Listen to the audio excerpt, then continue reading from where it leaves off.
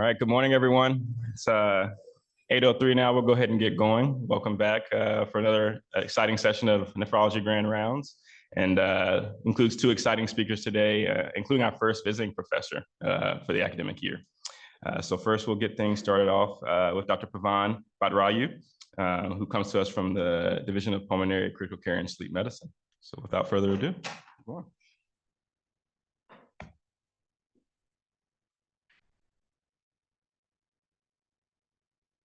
All right. Well, thank you. I want to thank the organizers for the opportunity to present. And I'm really honored as a pulmonologist to be invited to Nephrology Grand Rounds. So the title of my talk is Acute Kidney Injury, Subphenotypes, Understanding a Heterogeneous Disease. These are my disclosures, no consultancy. And so one thing I was hoping to start with is something interactive. I know you probably don't hear this in Grand Rounds, but could you please take out your iPhones and scan the QR code?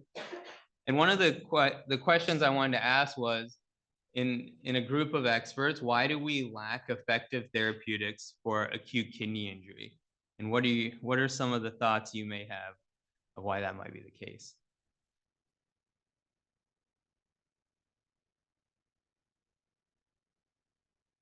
Let's see, I hope this works.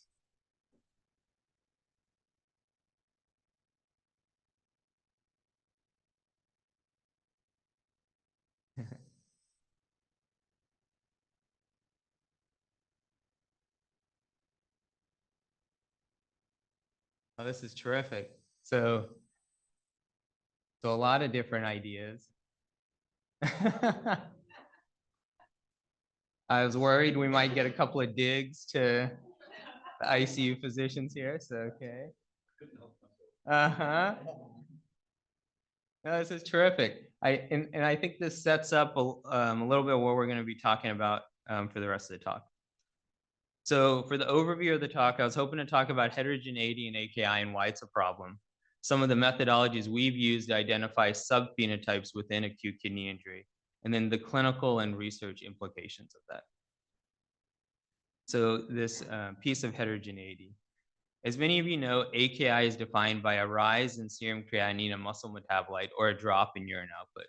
And subsequent stages of AKI are based on how high that creatinine rises or the drop in urine. While this has been important for epidemiologic advances and recognition of AKI, it doesn't really account for the underlying pathophysiology leading to the kidney injury. And AKI is extremely common. About 1/3 of all ICU admissions have some form of acute kidney injury. It's associated with morbidity and mortality. And one of the things we especially see in the ICU is there's significant clinical consequences. There's challenges with understanding dosing and clearance of essential antibiotics, sedation, and then there's also challenges with edema. So it could be pulmonary edema leading to respiratory failure or other forms of edema in the interstitium. And then there's also biologic consequences. And so many of you said this before, but there's many different causes of acute kidney injury, from sepsis to trauma to cardiac surgery. There's different susceptibilities, such as age, chronic kidney disease, diabetes. And then the pathophysiology is quite diverse, from cellular injury, then later on inflammation, and then potentially maladaptive fibrosis. Despite how common it is, we don't have a proven pharmacologic agent for the prevention or treatment. And I think one piece that people were highlighting was that there's so many different causes that can lead to AKI. So all these patients who develop acute kidney injury would all be listed as having acute kidney injury. But I think many of us would think that the pathophysiology underlying their AKI is very different, from a chemotherapy tumor lysis syndrome to a bacteremia endocarditis. And we can't have an N=1 to start doing clinical trials, but then how can we start classifying patients to make them more aligned with their underlying pathophysiology? And so the lack of successful trials in AKI is not because of a lack of trying. This is not an exhaustive list by any means, but it's a list of some trials that have been done in acute kidney injury, from atrial natriuretic peptide, human insulin-like growth factor, to different vasopressor doses, to even more recently, different resuscitation strategies. And many of these trials had really excellent preclinical data, positive early phase clinical trials, but when they go to these larger phase clinical trials, they were ineffective. And to highlight why this is a problem, Francis Collins, the previous director of the NIH, said, drug development system in the US is in crisis. While we know the molecular and genetic basis of 5,000 plus human disease, we have safe and effective treatments for a fraction of them. 90% of drugs that enter clinical trials will fail, and the estimated cost of a new drug approval is greater than $2 billion US. And so one reason I think this could be is this concept of heterogeneity of treatment effect that we see in clinical trials. And so this figure on the left here is a hypothetical clinical trial. Each dot is an individual patient. On the y-axis is the treatment effect. And so in this trial, there's a null treatment effect. So there's no difference between the intervention and placebo. And on the x-axis is a certain patient characteristic. So let's say here it's age. So with varying age, you have no difference in the overall effect. This can be another clinical trial. You could have the same overall result, a null result. But if you look at subgroups within this trial, maybe there is a difference in effect. And so if you see in patients in the older age here, they potentially are harmed by this intervention. Patients in the middle range of age are potentially benefited, and then patients in the younger age may also be harmed. But if we lump all these patients together and look at the overall signal, we potentially miss these subgroups. And another way to say this is when we have a heterogeneous clinical population, potentially there are underlying subphenotypes that are more biologically similar. Okay, so the fundamental problem I'm trying to highlight here is that combining this heterogeneous clinical AKI population may limit the identification of therapeutic signals. So there's been a lot of excitement with this concept of precision medicine. And so what do we mean by this? And I would potentially argue in medicine, we've always tried to be precise. Formally or informally, we weigh the benefits of a therapy with the risks and discuss those with the patient on an individual basis. We have many examples in the literature of when we identify subphenotypes within a disease. So if we think of asthma, when we think of Th2 high versus low asthma, and we have therapeutics for these different phenotypes, CKD and albuminuria. In heart failure, we have many different ways of subclassifying patients. And then probably at this point, you're thinking about, well, we already subclassify patients in AKI. We think about pre-renal, renal, or ATN, and then post-renal. And I've just included some citations here that says, yes, we do that, but there's challenges with this classification. First, urine microscopy may not be especially sensitive or specific based on different risk factors. And then the last citation here was by investigators at Johns Hopkins, where they took a group of expert nephrologists, presented them the case, the urine microscopy, all the data, and they found poor agreement between what they thought was, is this patient have pre-renal versus ATN? And then it also hasn't led to advances in treatments. So then the next little part I was going to talk about some of the clustering analyses we've done to identify subgroups within acute kidney injury. And so we've used a methodology called latent class analysis. It's a statistical analysis that based on mixture modeling. The goal of LCA is to identify subgroups that are more similar based on observed characteristics. And we don't use clinical outcomes to develop the subphenotypes. So how we did this, so we included all patients with acute kidney injury based on the kind of standard creatinine classification. We had a discovery and validation cohort. So in the discovery, it was 800 patients that were enrolled from Harborview Medical Center. They're mostly patients from the medical ICU and predominantly had sepsis. And then the validation cohort was from UCSF, Penn, as well as some other institutions. And all patients were enrolled within 48 hours of ICU admission and had EDTA plasma collected. And so we ran latent class analysis on both populations using the same 29 variables. And so what were the variables we used were chosen a priori. These were ones from the literature where we knew that they were involved in the pathophysiology or prognosis in acute kidney injury. So these were demographics, common comorbidities such as diabetes, chronic kidney disease, ICU level factors, common lab values. And then we measured 7 different host biomarkers kind of the host response to infection. And so these were markers of endothelial injury on the left there, and then markers of inflammation on the right. And then when I was doing this work, not a lot had this latent class analysis first was developed in the sociology field. And so my mentor for this was Gerald Herting, who was in the Department of Sociology at the University of Washington. And it was really fun getting to work with someone outside of medicine, kind of thinking about this. Okay, so we applied latent class analysis to the discovery cohort, and we found that a two-class model best differentiated the data. So about 60% of patients fell into class 1, 40% in class 2. And then when we wanted to look at how the variables separated between these, this is a heat map. On the left, there are all the variables we use. And then we term these two classes AKI subphenotype 1 and subphenotype 2. And then we found that the variables that best separated these was the ratio of angiopoietin 2/1. So those are the endothelial markers I talked about, and then TNFR1. We also looked in a population also critically ill, also enrolled from Harborview, but who didn't have acute kidney injury. Now, this isn't to say this is proof that these are AKI specific, but just to highlight when we looked at this no AKI population, we weren't able to identify two subgroups. So now going to the validation cohort. This was a multi-center cohort. We again applied latent class analysis and found that a two-class model best separated the data. And then when we look at how the variables track in this, we find that a number of variables change in their rank order. But at the top there, we still found this angiopoietin 2/1 and TNFR1.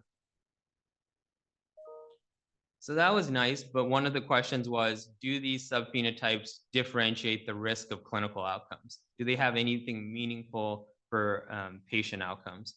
And so this is looking at hospital mortality. You have the discovery and validation cohorts on the x-axis, and on the y, the white bars are the overall mortality. And as you can see, when you stratify patients based on their AKI subphenotype, subphenotype 2 has a 2 to 3 times increased risk of mortality. And this is independent of their severity of illness in the ICU or their KDIGO stage of AKI. Our next question was, how can we translate this to the clinical bedside? So instead of using 29 different variables, is there potentially a parsimonious model that can be developed that clinicians could maybe in the future use to identify these subphenotypes? And so this was working with Leela Zelnick, who was able to use lasso regression and able to identify that a 3 biomarker model had fairly good C statistics in our training set to identify these AKI subphenotypes. She then was able to fix the coefficients of that model, tested in an internal validation and then an external validation. And we still had fairly good C statistics. So then a little bit of the biology of angiopoietins in TIE2. So angiopoietin 1 and 2 are secreted ligands for the TIE2 receptor, which is found on endothelial cells. Ang1 is released by parasites and platelets. It's elevated in times of vascular quiescence. When you have sepsis, trauma, or some inflammatory signal, Ang2 concentrations rise almost tenfold. They bind to the TIE2 receptor and prevent Ang1 binding and can lead to endothelial instability, this clinical phenotype of capillary leak that we see. And what's particularly exciting about this pathway is that there's a number of preclinical studies looking at agonists to the Ang1 molecule, antagonist to Ang2, or agonist to the TIE2 receptor that show improved outcomes for AKI outcomes. These are preclinical, but maybe potentially highlights if these come to the clinical setting, trying to identify the right patients for these therapeutics. Okay, so we don't have currently therapeutics that target this pathway like I was telling you, but then one of the questions we had was, could there be existing things that we currently do in ICU care or hospital care that may have a differential response based on your subphenotype? And so one of the things we first looked at was the vasopressor of choice. There's some preclinical evidence and early stage clinical trials that suggested that when patients are hypotensive and in shock, that vasopressin may be associated with improved creatinine clearance and increased urine output, in contrast to doing norepinephrine alone for hypotension. The theoretical reason maybe this may be the case is that vasopressin preferentially constricts the efferent arteriole, while norepinephrine preferentially constricts the afferent arteriole. But it's not entirely clear the mechanism why this may be. So we did a reanalysis of the vasopressin versus norepinephrine in septic shock trial. This was a trial that was published in 2008 in the New England Journal. We worked with Jim Russell and Keith Wally at UBC. And as you can see in this forest plot from the primary manuscript, there is no difference in 90-day mortality with the early addition of vasopressin on top of norepinephrine. Our question was, though, what if we identify these subphenotypes? Do they potentially respond differently? And so using samples that were collected prior to randomization, these were biobanked, we went back there, identified who had AKI prior to randomization in the trial, and then using the prediction model we developed before, so not trying to develop a new model or anything, but using what we've already developed, measuring those same biomarkers, we identified 113 patients with subphenotype 1, and then 148 with subphenotype 2. And then this is our forest plot of our main results. So when we look at 90-day mortality, if you look at all patients with acute kidney injury, you find that the relative risk crosses 1. This is consistent with the overall trial, that there is no benefit in all patients. However, if you stratify patients based on subphenotype 1 or 2, we find that subphenotype 1 has a mortality benefit with the early addition of vasopressin, while subphenotype 2 has no difference. So suggesting if we combine all these patients together, we lose that signal that may be present in one subphenotype. And then we also found differences in 7-day renal recovery and need for dialysis during the hospitalization. So after that, one of the limitations was not a lot of patients need vasopressors in the hospital. And can we look at something that maybe is more proximal, that may influence care for more patients?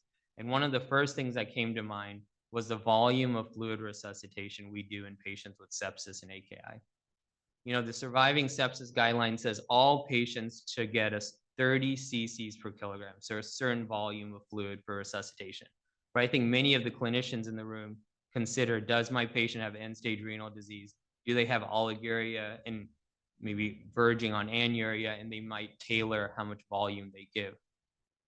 And despite that, there is just a recent clinical trial published, which is called the Clovers clinical trial. This was specifically looking at, instead of a one-size-fits-all model, they were testing a two-size-fits-all model, basically, in patients randomized with hypotension and sepsis. So the two randomization arms, one of them was a restrictive fluid and early vasopressors, so giving a little bit of fluids for hypotension and then early vasopressors.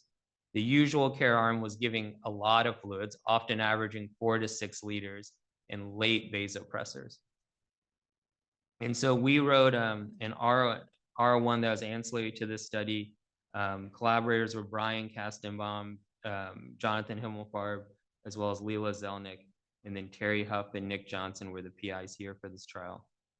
And so our hypothesis was, as we talked about before, subphenotype 2, the population with more endothelial leak, may be harmed with a liberal fluid strategy. If you give that population too much fluids, they have capillary leak, they'll extravasate that fluid and have worse outcomes. So in this trial, there are 846 patients with sepsis and acute kidney injury or end-stage renal disease. We used plasma EDTA that was collected prior to randomization.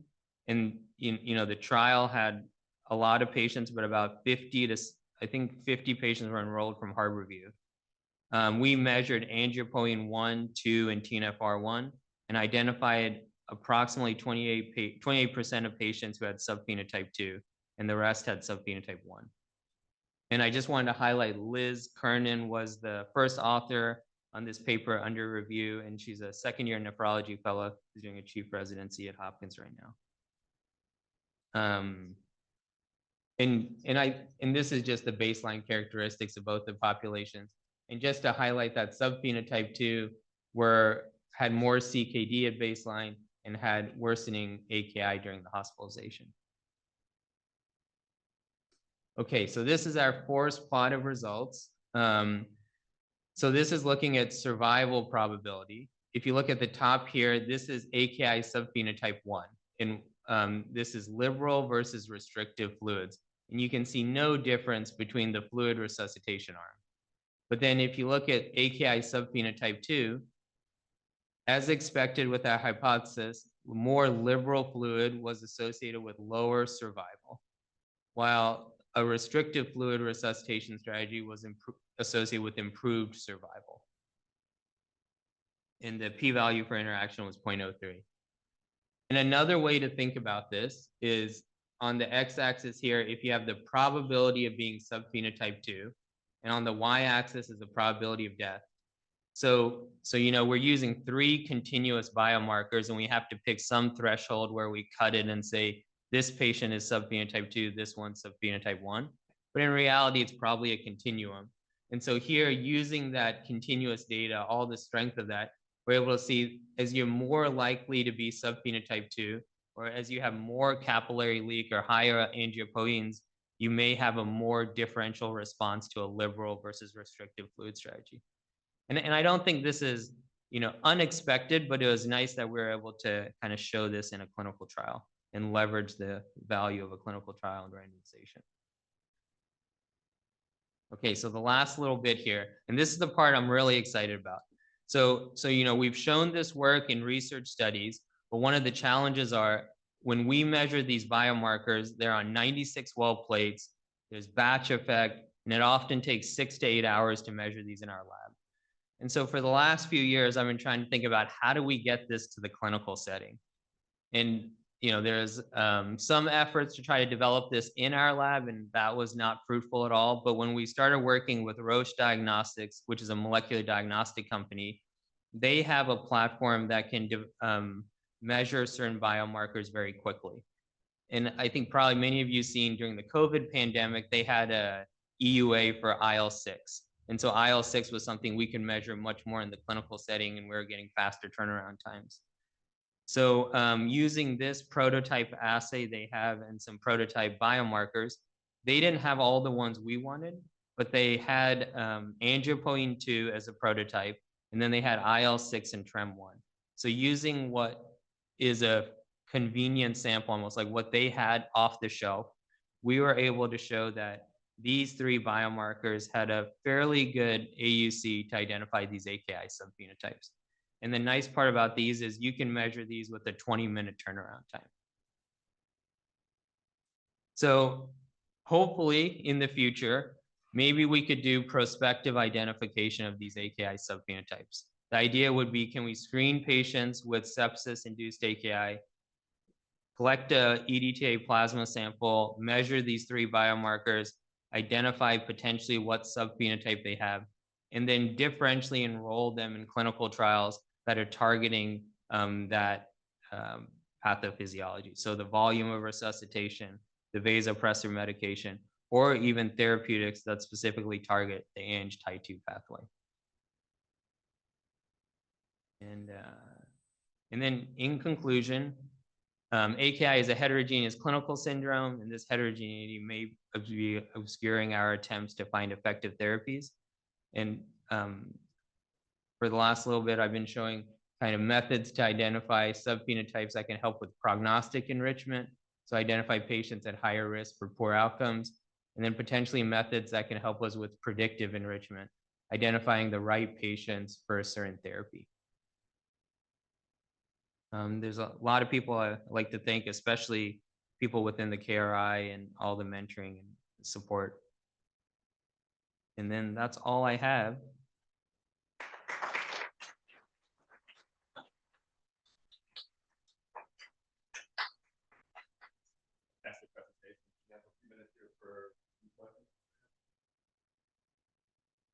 Sarah, sorry.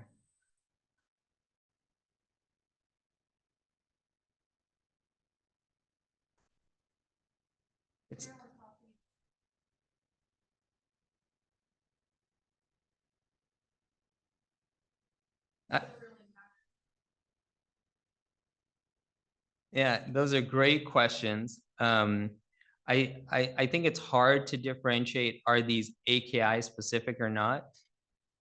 I think these subphenotypes are definitely enriched in the AKI population. When we look at patients without acute kidney injury, you just don't find a high enough proportion of subphenotype 2.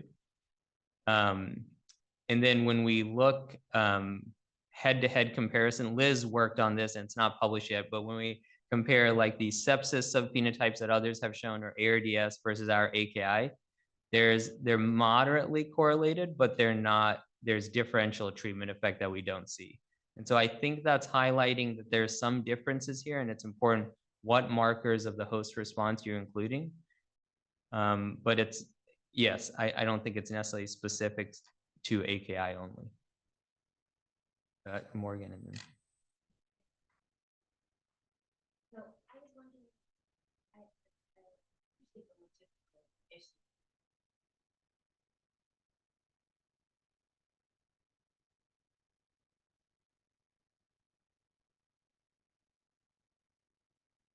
In your factor that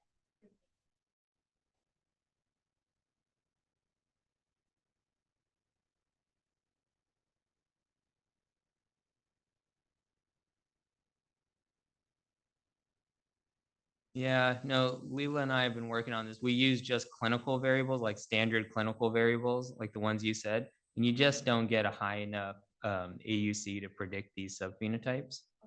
in addition to your Yep.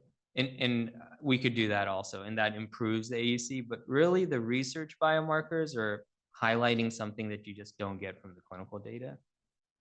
And I think identifying these in real time is a challenge, but it seems like more and more people are trying to go to that direction. So we'll see what happens. Yep. Yep.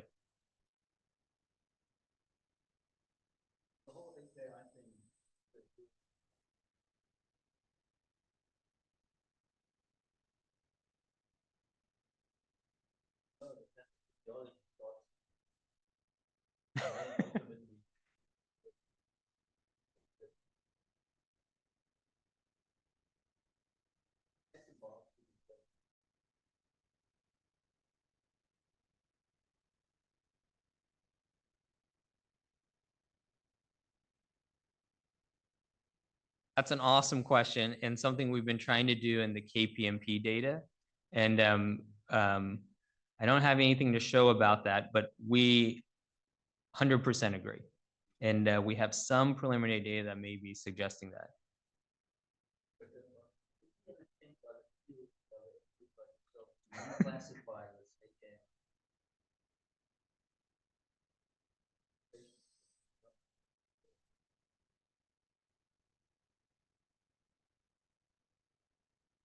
Yes, I think, I mean, I can speak to the Kidney Precision Medicine Project. One of the thoughts is looking at the underlying biopsy pathology and then trying to develop serum signatures, blood signatures that can correlate to that so we can identify these patients in real time.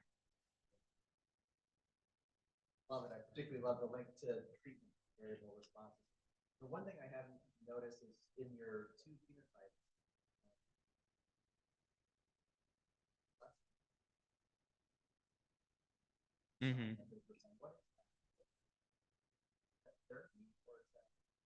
No, it's prior, it's at baseline. That may be a marker of worsening kidney function and acidosis. I'm not entirely sure. Let's see. No, serum bicarbonate concentration.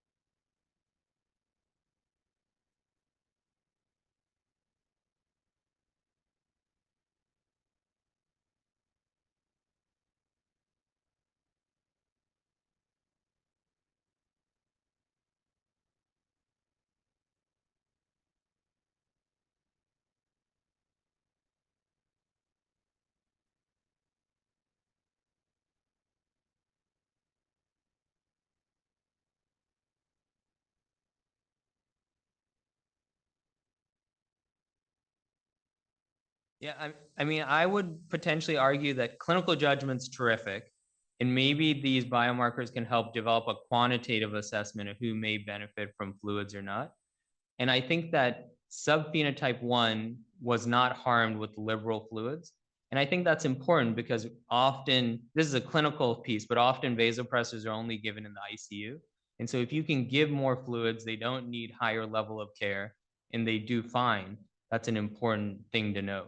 But then there's that population that has more capillary leak, probably in the setting of anuria or oliguria, that can be really harmed with excess fluids. Yoshio?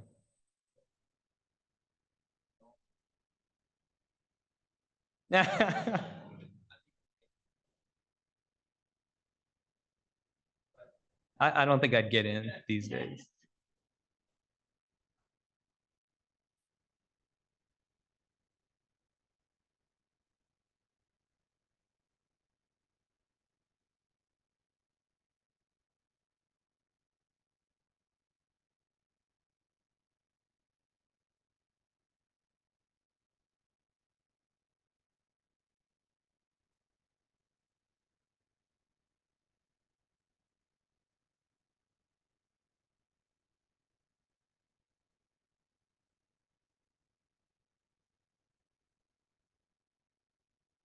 Yeah, I mean, that's a great question. I think just to highlight one of the things you're saying, it's going to be hard to impossible to do a trial where you prevent acute kidney injury, especially in a sepsis population. Like I think almost all the patients who came in had sepsis early on, or had AKI early on their admission.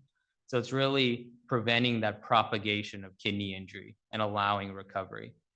And so one of the things we've seen is that their endothelial markers are elevated for days after their initial injury. And then the other part you're asking about renal replacement therapy, there's more experts than me in the room that know about that. But when we're looking at these molecules, they're quite small. And I don't think they're that different after renal replacement therapy, but we could look at that specifically. It's a great area to think about it, as a study.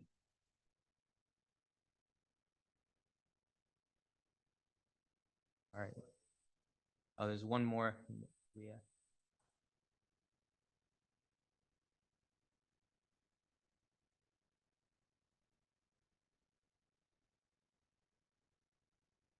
That's a great question. Brian Kastenbaum and I are interested in doing that in the Rocket cohort. It's a cohort that we've enrolled from Harborview and then Vanderbilt also. The challenge is in a lot of these large clinical trials, and even the studies we've done before, we haven't really had deep phenotyping of the urine and looking at urine microscopy, but we're going to be doing that. And that's the hope, is eventually kind of correlating that. It's a great question. And I think, I mean, as a non-nephrologist, I'm saying this, but I think we could learn a lot from the urine. And so hopefully we can use that.